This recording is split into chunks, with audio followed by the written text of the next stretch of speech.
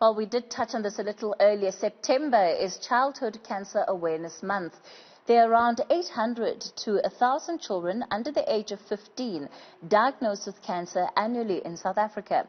But some estimate that at least half of children with cancer in the country are never diagnosed. CHOC Interim National Team Leader Adri Ludick joins me now for more on this story. Adri, good evening and thank you so much for your time. Firstly, why is there such little awareness around cancer involving young children? Childhood cancer is a very rare disease, and a lot of people don't know that children can get cancer. So there's also a lot of beliefs and myths that lead to stigma, and that makes it people don't talk about childhood cancer. They're scared to talk about the disease. So CHOC has started an awareness campaign in 2010 to train healthcare professionals, healthcare workers, traditional healers and communities on the early warning signs of childhood cancer. And CHOC now has got a lot of pediatric oncology champions that are in the rural areas, under the tree and in the lecture halls and in the communities that inform the communities and the people that childhood cancer has got a good outcome if a child is diagnosed early and referred to a pediatric oncology unit in time. You're talking about, early treatment preventing any loss of life here. When we look at the rates, the cancer recovery rates of children in South Africa, and we benchmark that against the rest of the world, how would you say we fare? So in South Africa, according to the South African Tumor Registry, we diagnose around 1,000 children per annum. And according to our population statistics, we should diagnose around 2,500 children or 2,000 to 2,500 children per annum. Our survival rate in the past few years has increased to around 55%. In high-income countries, the survival rate is between 80 and 90%. So our aim is to reach the goal of the WHO of 2023, where we say we would like the international survival rate of children with cancer to be 60%. So in South Africa, I'm so glad to say, I think it's the awareness, it's early detection, a lot of factors that work towards the fact that our survival rate has increased, but we're not there yet. There's still a lot of work to be done.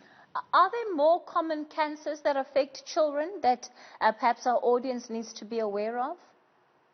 So the most common childhood cancer is leukemia, which is the cancer of the blood, followed by the brain tumors and then other solid tumors.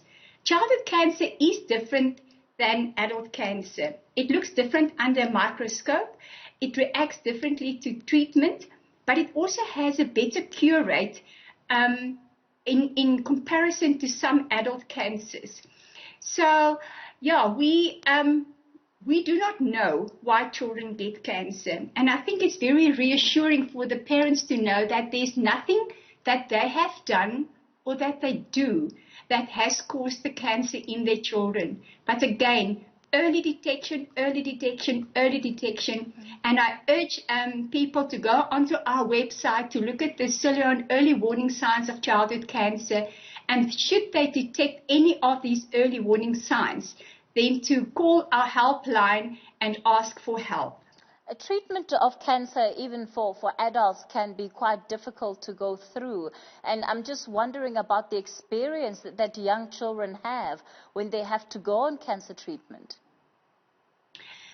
I think there's no worse message that any parent or child can get to say that they have cancer. It is a trying time for parents. It's a trying time for the family and the community.